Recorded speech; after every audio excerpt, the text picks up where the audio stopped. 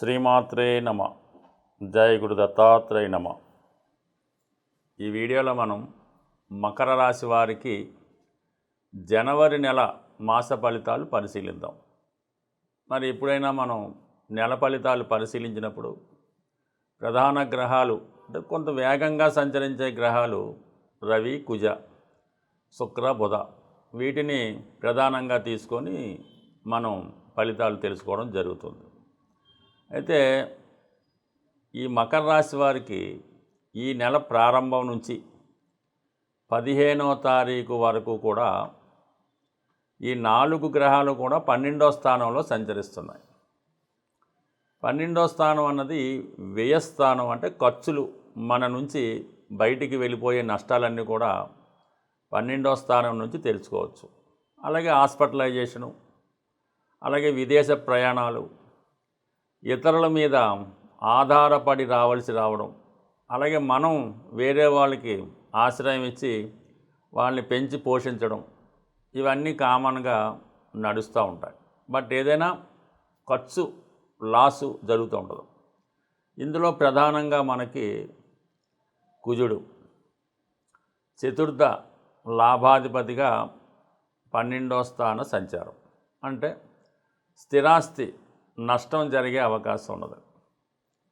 తల్లిగారికి అనారోగ్య సమస్యలు వచ్చే సూచనలు ఉన్నాయి. వాహనాలు అటువంటి ఏమైనా ఉంటే ఇబ్బంది పెట్టడం, రిపేరీకి రావడం జరుగుతూ ఉంటుంది.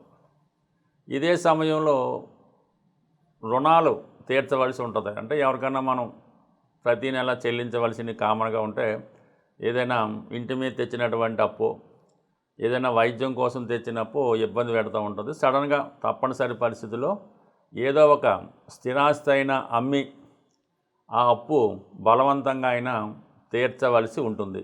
ఇది కుజుడు వ్యయ స్థానంలో ఉన్నప్పుడు ఆస్తి నష్టం, అన్నదమ్ముల వల్ల నష్టం, అలాగే సెల్ఫ్ మిస్టేక్స్ వల్ల నష్టపోయే అవకాశం ఉంది. కొన్ని సందర్భాల్లో హాస్పిటల్ను దర్శించవచ్చు.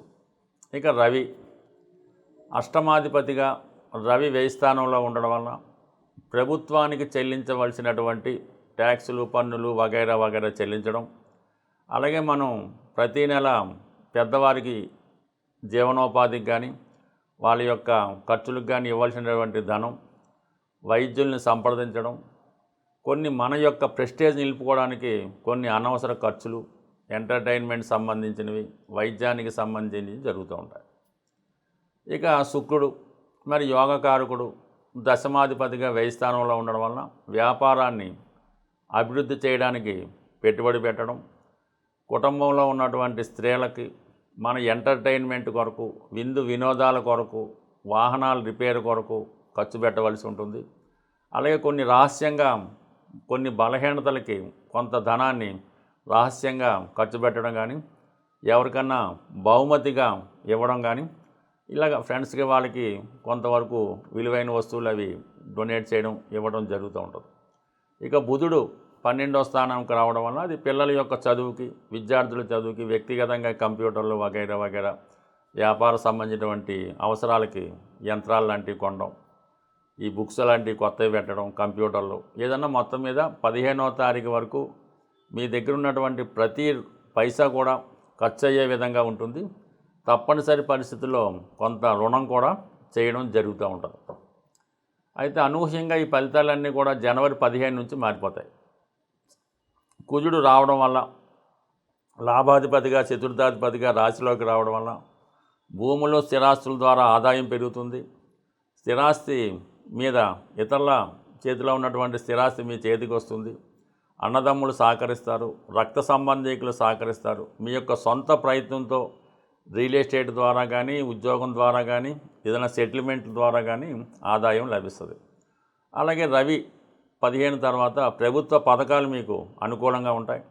ఆకస్మిక ధనలాభం లాంటిది వస్తుంది. ఏమైనా ఫండ్స్ లాంటివి రిటర్న్ రావడం జరుగుతూ ఉంటుంది అన్నమాట. అదనంగా చెల్లించినవి మన చేతికి రావడం జరుగుతూ ఉంటుంది. దాని తర్వాత ఏంటంటే శుక్రుడు రాశిలో ప్రవేశించడం వల్ల యోగకారకుడుగా కొంత మిమ్మల్ని మీరు కొన్ని కొత్త వస్త్రాలు కొనుక్కోవడం కానీ, బంగారు ఆభరణాలు, స్త్రీల నుంచి సౌఖ్యం లభిస్తూ ఉంటుంది. ఎక్కడికి వెళ్ళినా కూడా కొంతవరకు ఎవరికైనా విలువైన బహుమతులు ఇవ్వడం, కొంత కొత్త వాహనాలు కొత్త సౌకర్యాలు, కొత్త ఫోన్లు లాంటివి వాడడం జరుగుతూ ఉంటుంది. అంటే మీ ఇమేజ్ పెంచుకునే ప్రయత్నం జరుగుతూ ఉంటుంది. అలాగే కొన్ని విలువైన బహుమతులు స్త్రీల నుంచి మీకు రావడం జరుగుతూ ఉంటుంది.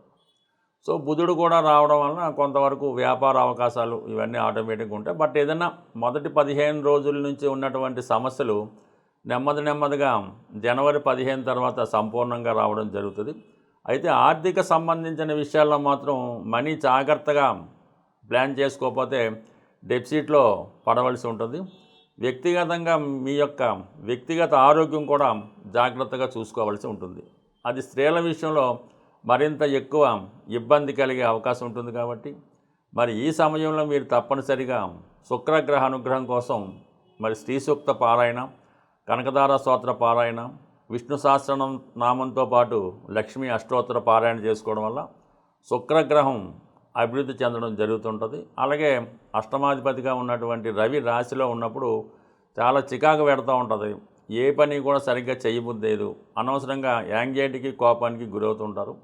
సూర్యభగవాన్ని ఆరాధించుకునే విషయంలో ఆదివారం రోజు సూర్యభగవానికి విధి విధానంగా సూర్య నమస్కారం సమర్పించి ఆదిత్య ఉదయ పారాయణ చేసుకుంటూ మరి ఆదివారం నియమంగా ఉండడం వల్ల రవిగ్రహ అనుగ్రహం కూడా మీకు కలిగే అవకాశం ఉంటుంది. జనవరి నెలలో ప్రధానంగా ఏంటంటే మనకి కొన్ని ముఖ్యమైనటువంటి ఇంపార్టెంట్ డేస్ రావడం జరుగుతూ ఉంటుంది.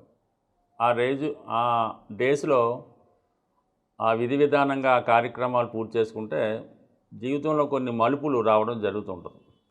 ప్రధానంగా మనకి ఈ డిసెంబర్ 30వ తారీఖున మరి ముక్కోటి ఏకాదశి సందర్భంగా ఉత్తర ద్వార దర్శనం అన్నది జరుగుతూ ఉంటుంది.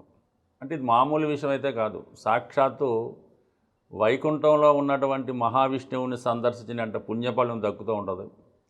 ఎవరైతే తీవ్రమైనటువంటి ఆర్థిక సమస్యలతో బాధపడుతుంటారో వాళ్ళు ఈ డిసెంబర్ 30వ తారీఖున ఈ ముక్కోటి ఏకాదశి నాడు మరి ఉత్తర ద్వారం గుండా ఆ విష్ణుమూర్తి వెంకటేశ్వర స్వామిని దర్శించడం వల్ల మీకున్నటువంటి సమస్త ఈతి బాధలు, ఆర్థిక సమస్యలు పరిష్కారం అవుతాయి.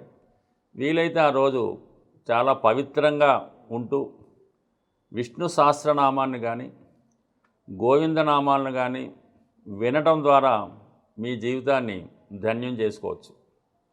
అలాగే జనవరి 31 అంటే ఇది డిసెంబర్ 30, జనవరి 31న శని త్రయోదశి రాబోతుంది.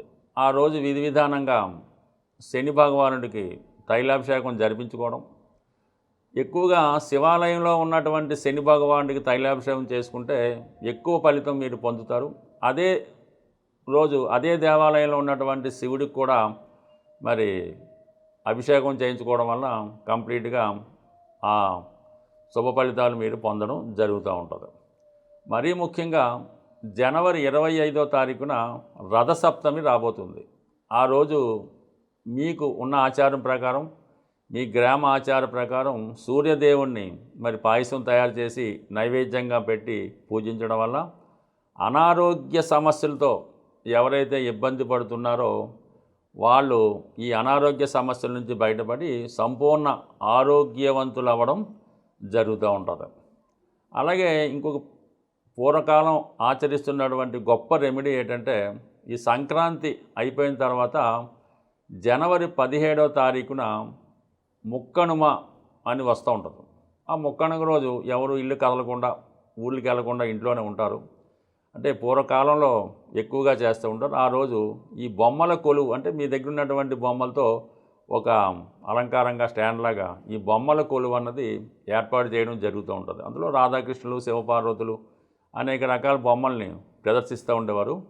ఈ బొమ్మల కొలువు మీరు ఏర్పాటు చేయడం వల్ల కానీ, ఎవరన్నా ఏర్పాటు చేస్తే ఆ బొమ్మల కొలువు సందర్శించి అక్కడ వాళ్ళు ఇచ్చినటువంటి ఈ వాయినం అది స్వీకరించడం వల్ల 2 ప్రధాన సమస్యలు సాల్వ్ అవుతాయి. ఒకటేంటంటే వివాహం కాని ఆడపిల్లలు ఈ బొమ్మల కొలువు పెట్టినా, దర్శించినా తొందరగా వివాహం జరుగుతుంది. అలాగే ఎవరైతే సంతానం లేక ఇబ్బంది పడుతున్నారో వాళ్ళకి సంతాన భాగ్యం కూడా కలిగే అవకాశం ఉంటుంది. కాబట్టి వీలైతే మీ గ్రామంలో, మీ పట్టణంలో ఒక్కసారి ఈ బొమ్మల కొలువుని సందర్శించి వాళ్ళు ఇచ్చినటువంటి ఆతిథ్యాన్ని కూడా స్వీకరించడం వల్ల కొన్ని అంటే ఇవి పురాతనంగా వస్తున్నటువంటి ఆచారాలు కాలగమనంలో కలిసిపోవడం జరుగుతూ ఉంటుంది. కాబట్టి ఈ చిన్న చిన్న పరిహారాలు పాటిస్తూ ప్రధానంగా ఈ జనవరి 15 నుంచే ఉత్తరాయణ పుణ్యకాలం స్టార్ట్ అవుతుంది. కాబట్టి ఈ సమయంలో మీరు ఏదైనా ఒక దీక్ష తీసుకొని ఒక సంకల్పం చేసుకొని ఒక భగవంతుణ్ణి ఎక్కువగా ఆరాధించడం వల్ల నమ్మడం వల్ల ఆ ఫలితం కూడా మీకు ఎక్కువగా వచ్చే అవకాశం ఉంది. బట్ ఏదైనా ఈ ఆచారాలు వ్యవహారాలు పాటించడం ఏదైనా ఎవరిదైనా ఆంగ్ల సంవత్సరాది కొత్తగా ప్రారంభమవుతుంది. కాబట్టి కొన్ని కొత్త అలవాట్లు చేసుకుంటే జీవితంలో కొన్ని కొత్త మార్పులు రావడానికి అవకాశం ఉంటుంది. స్వస్తి.